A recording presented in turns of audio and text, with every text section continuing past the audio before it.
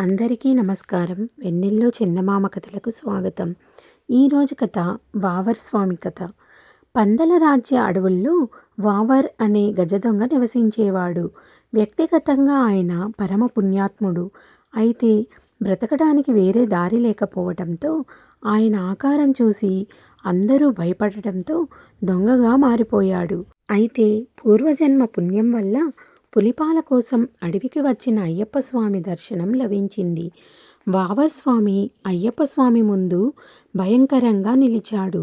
అయితే అపూర్వ తేజస్సుతో మెరిసిపోతున్న ఆ బాలుడిని చూడగానే అప్రయత్నంగా చేతులు ఎత్తి నమస్కరించేశాడు. దొంగతనాలు బాగా జరుగుతున్నాయా వావరు అని ఆప్యాయంగా పలకరించాడు హరిహరపుత్రుడు. ఆ మాటలు వావరు స్వామి మీద మంత్రంలా పనిచేశాయి. స్వామి మీరు అన్నాడు వావరు ఆశ్చర్యంగా. నేను నువ్వు ఏది నీది ఏది నాది? నువ్వు నేను వేరంటావా? ఒకరికి అన్నం పెట్టడంలో ఉన్న ఆనందం తీసేయటంలో ఉందంటావా? నీకు కావలసింది రత్నాల రాసులేగా, తీసుకో. ఎన్ని కావాలి అడిగాడు అయ్యప్ప స్వామి. అంతే, ఆకాశంలో నుంచి రత్నాల రాసి వావర్ స్వామికి అభిషేకం చేసింది. వావరు నిర్ఘాంతపోయాడు. అయ్యప్ప చిరునవ్వుతో తిను వావరు, ఆ రత్నాలు తిను అన్నాడు. వావరు అయ్యప్ప స్వామితో స్వామి నన్ను క్షమించండి అన్నాడు. నువ్వు పరమాత్ముడివి వావరు, అందుకే నీకు నా అనుగ్రహం లభించింది. ఈ జన్మలో నువ్వు చేసిన పాపాలన్నీ ప్రక్షాళమైపోయాయి. నువ్వంటే భయపడుతున్నారనే భావనతో ప్రజల పట్ల ద్వేషం పెంచుకున్నావు. ఇక నుంచి నిన్ను చూసి ప్రజలు భయపడరు.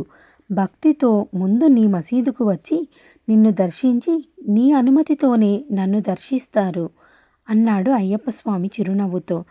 స్వామి నా మతం అన్నాడు వావరు తను ముస్లింనని గుర్తు చేసుకుని సందేహంగా. మతం అంటే ఏమిటి వావరు? అందరికీ సమ్మతమైనది, అంతే తప్ప మతం పేరిట మనిషిని వేరు చేసేది కాదు. బాల్య యౌవన కౌమార వృద్ధాప్య దశలు అన్ని మతాల వారికి ఒకేలాగే వస్తాయి. మట్టిలో పుట్టినవి మట్టిలోనే కలిసిపోతాయి. మరెందుకు ఈ మతభేదాలు? అన్ని మతాలలోకి గొప్పది మానవత్వం, ఎందుకంటే అదే దైవత్వం. నాకు కులమత భేదాలు లేవు, హెచ్చుతగ్గులు లేవు. ఎవరైనా సరే నా దర్శనానికి ఒకేలా రావాలి. ఆస్తి అంతస్తులకు నా దర్శనంలో వ్యత్యాసం ఉండదు. మతం అన్నావు కనుక హిందూ ముస్లింల సమైక్యతకు చిహ్నంగా శబరిగిరి మీద నిలుస్తాను. నీ స్థావరం ఎరుమేలి అవుతుంది అన్నాడు అయ్యప్ప. వావర్ స్వామి తన్మయత్వంగా వినసాగాడు. అంతలోనే స్వామి, వావరు మతం అని సందేహపడ్డావు కనుక ముందు దర్శనంలో అగ్రతాంబూలం నీకే ఇస్తున్నాను. త్యాగంలో ఉన్న ఆనందం స్వార్థంలో లేదని చెప్పటమే నా కారణావతారం అని చెప్పారు అయ్యప్ప స్వామి. వావరు స్వామి తన జన్మ ధన్యమైంది అనుకున్నాడు. వావరు స్వామి వెలసిన స్థావరం ఎరుమేలి అయ్యింది. పందలరాజు రాజశేఖర పాండ్యుడు అక్కడ వావర్ స్వామికి చక్కటి మసీదు నిర్మించాడు.